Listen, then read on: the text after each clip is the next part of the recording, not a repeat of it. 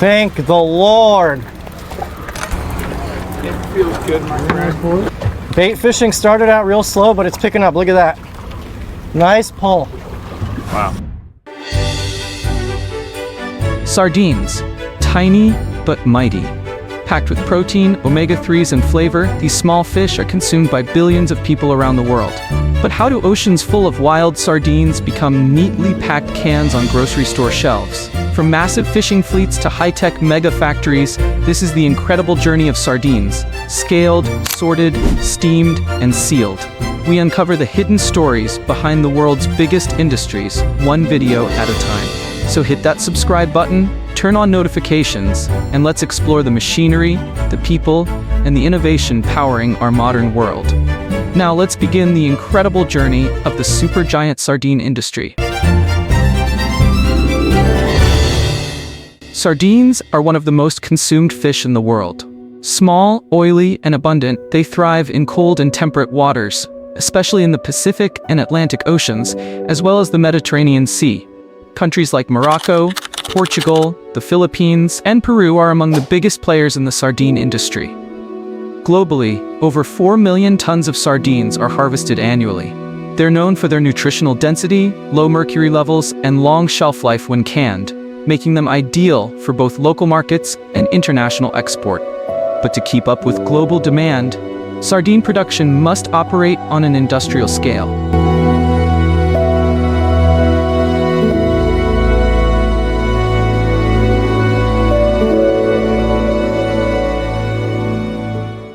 The journey of a canned sardine begins at sea.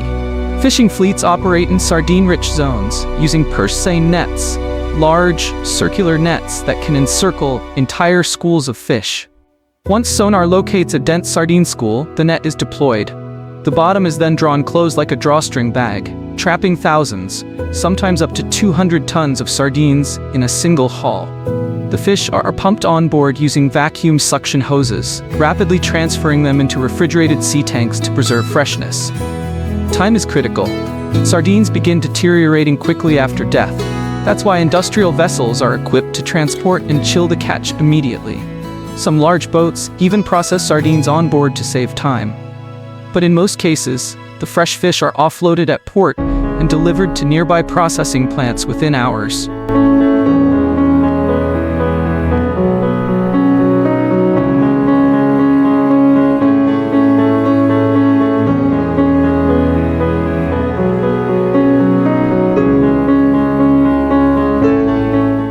At the factory, tons of sardines are unloaded onto conveyor belts. The first step is grading. Sardines are sorted by size and weight. Larger sardines are reserved for premium products, while smaller ones are typically used for sauces or crushed fish pastes.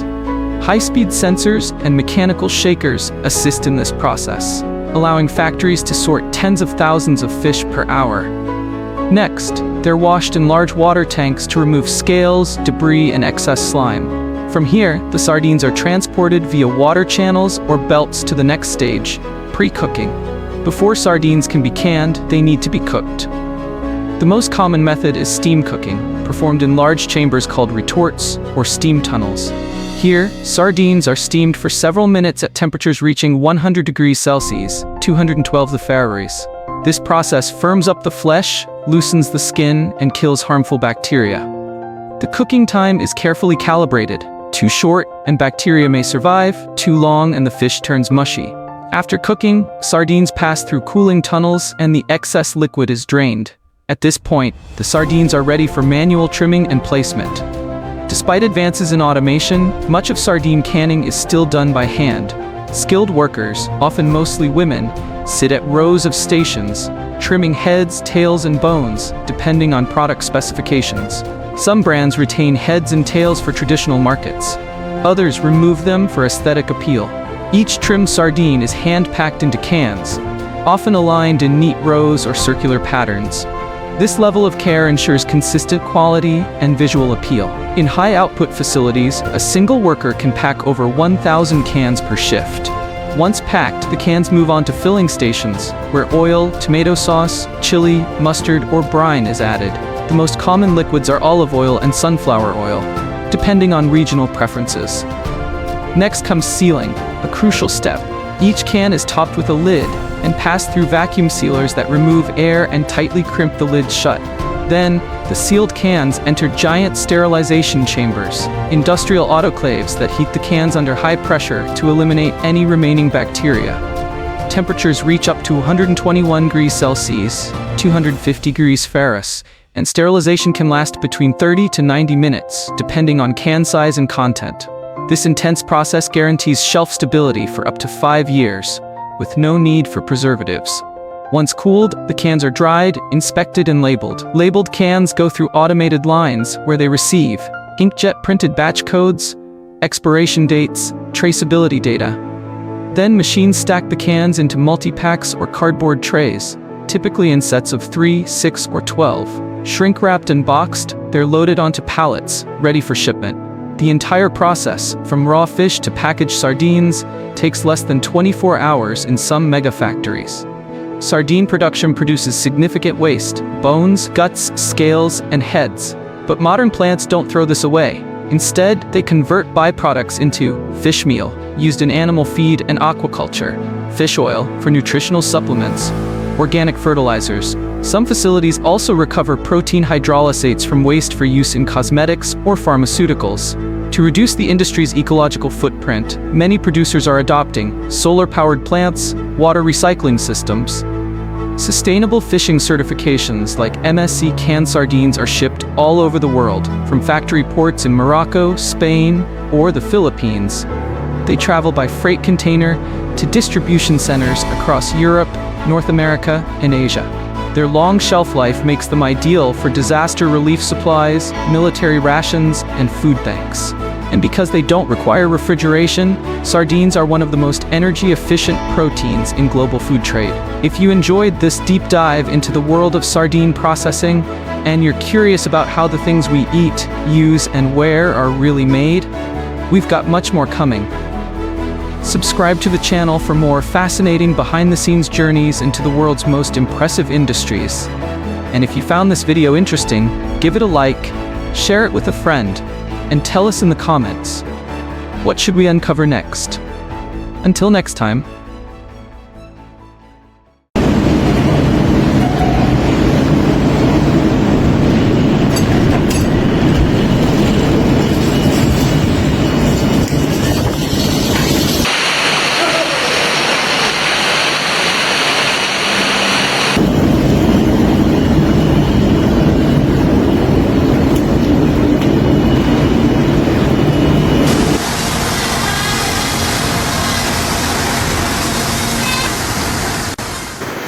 From the icy waters of the North Atlantic to high-tech factories that process thousands of pounds each day, the story of canned cod is one of tradition, technology, and precision. Every year, millions of people around the world enjoy cod, a mild, flaky white fish that has been a staple in diets for centuries. But few know the incredible journey this fish takes before it ends up in a can on a supermarket shelf. Today, we'll take you inside the fascinating world of cod harvesting and processing, showing step-by-step how millions of canned cod are made. Cod thrives in the cold, nutrient-rich waters of the North Atlantic. Vast fishing grounds stretch from the coasts of Norway, Iceland, and Greenland to the icy waters off Canada and Alaska. Here, modern fishing fleets venture out into the open ocean, often for weeks at a time. Equipped with advanced sonar systems, GPS navigation, and trawl nets the size of football fields. These vessels are built for efficiency. The goal? To catch cod sustainably, ensuring stocks remain healthy for generations to come. When the nets are cast, thousands of cod are swept up from the ocean depths.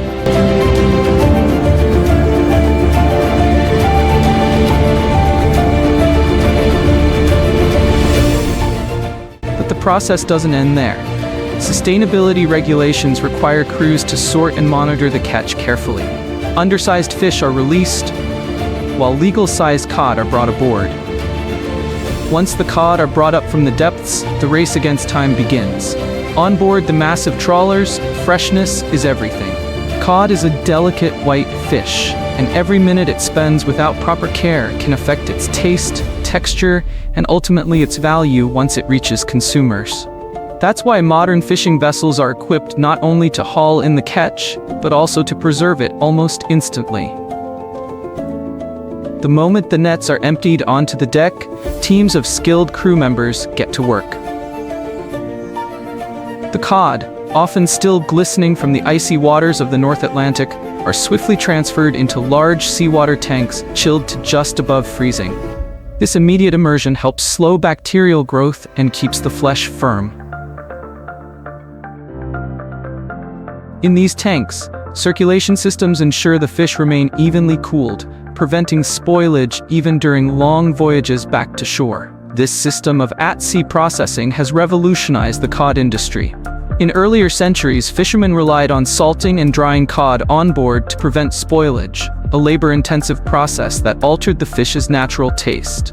Today, thanks to modern refrigeration and freezing technology, cod can be preserved with minimal loss of quality, allowing consumers to enjoy the fish almost as fresh as the moment it left the ocean. Every detail is carefully documented. Digital logs track the time of each catch, the storage temperature, and the exact location where the fish were harvested. These records not only ensure food safety, but also help maintain sustainability quotas, verifying that fishing crews remain within legal limits set by international agencies. By the time the ship returns to port, the cod are already prepped for the next stage of their journey. Whether kept whole, gutted, or frozen into large blocks, the fish arrive at the processing plant in pristine condition. For the workers on board, it's a point of pride. They know that their attention to detail at sea directly influences the quality of the canned cod that will soon make its way to kitchens around the world. From the moment the cod are caught to the time they're unloaded onto refrigerated trucks, the focus remains constant. Preserve freshness, maintain safety, and respect the resource. This careful handling is the crucial link that connects the vast Atlantic fishing grounds with the state-of-the-art factories that will transform the day's catch into millions of cans of cod. At the factory, frozen cod blocks arrive in refrigerated trucks or shipping containers. Before processing can begin, strict quality checks take place. Inspectors sample the cod for freshness, odor, color, and overall quality. Any fish that doesn't meet standards is rejected immediately. Once approved, the frozen cod blocks are sent into giant thawing chambers. Here, controlled warm water gently defrosts the fish, preserving its texture. The process takes several hours, ensuring the cod remains firm and flavorful. After thawing, cod are moved along stainless steel conveyor belts into automated filleting machines. These machines, guided by computer imaging, make precise cuts, separating the fillets from the bones. Human workers stand alongside the machines to trim away any remaining bones or imperfections. This combination of automation and skilled labor guarantees a clean, high-quality fillet. The fillets are then rinsed with chilled water and sorted by size and weight. Large fillets may be used for fresh or frozen markets, while medium cuts are destined for canning. Before cod can be canned, it must be cooked. Industrial steam ovens, capable of processing thousands of pounds per hour, gently cook the fillets until firm and flaky. Once cooked, the fillets move into a flaking machine. Here, rotating drums break the fish into bite-sized chunks, perfect for packing into cans. This stage is crucial, as the size and consistency of the flakes determine how well the fish fills the can and how it will appear when opened by the consumer. Next comes one of the most mesmerizing parts of the process: automated can filling. Conveyor belts deliver thousands of empty cans to the filling line. High-speed machines portion out the exact amount of cod flakes into each can, ensuring consistency down to the gram. Depending on the product, the cans may also receive a light brine, tomato sauce, or oil to enhance flavor and preserve freshness. Quality control technicians monitor the line constantly, checking weight, fill level, and uniformity. Once filled, the cans move to high-pressure sealing machines. These machines crimp airtight lids onto the cans, creating a vacuum seal that locks in freshness.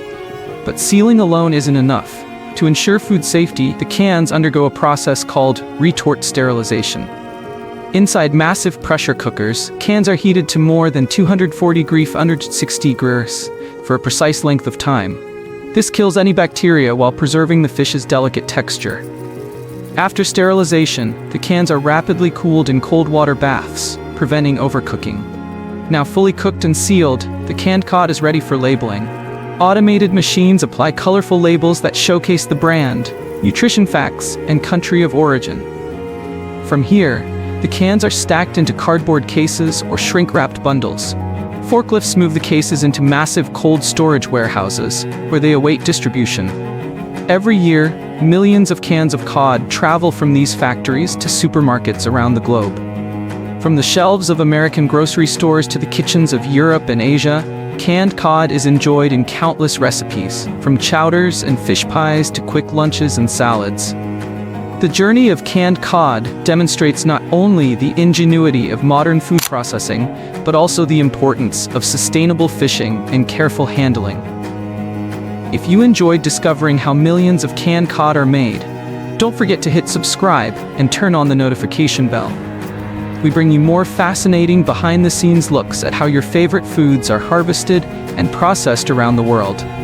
Join us so you'll never miss the next journey from ocean to table. Every year, millions of pounds of salmon are harvested from some of the coldest and cleanest waters on Earth. From the rugged coastlines of Alaska to high-tech factories across North America, these fish go on a remarkable journey, ending up sealed in metal cans, ready to feed millions of people worldwide.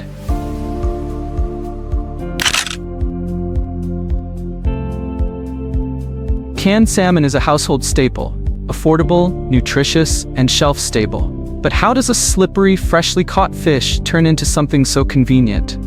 Today, we're going deep inside the world of canned salmon production, step by step, from sea to shelf. Salmon destined for canning are typically harvested in massive quantities during their seasonal runs, especially along the coasts of Alaska, British Columbia, and parts of the Pacific Northwest. The most common species used for canning are pink salmon and sockeye salmon. Pink salmon is prized for its mild flavor and soft texture, ideal for large-scale canning, while sockeye offers a richer color and taste. The fishing season is short and intense. During peak weeks in summer, a single boat might haul in tens of thousands of pounds of fish in a single day. While wild salmon is still highly prized, today a significant portion of the world's canned salmon comes from salmon farms, a system known as aquaculture. In places like Chile, Canada, Norway, and Alaska, thousands of salmon are raised from eggs to adulthood in carefully managed ocean pens or land-based tanks.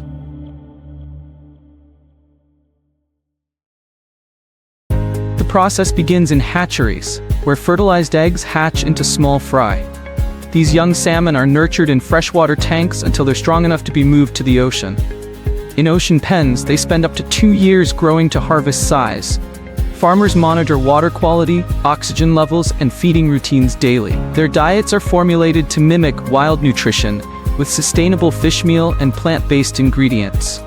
These farms allow for consistent, year-round supply and reduce pressure on wild salmon populations, though they also raise debates around sustainability, disease control, and marine impact. When harvest time comes, the fish are collected, quickly stunned for humane handling, and chilled, ready for transport to the processing facility, just like their wild cousins. Once the boats dock, the salmon are quickly transferred into chilled containers or iced bins to keep them cool and fresh. The journey to the processing plant begins, usually within a few hours of the catch.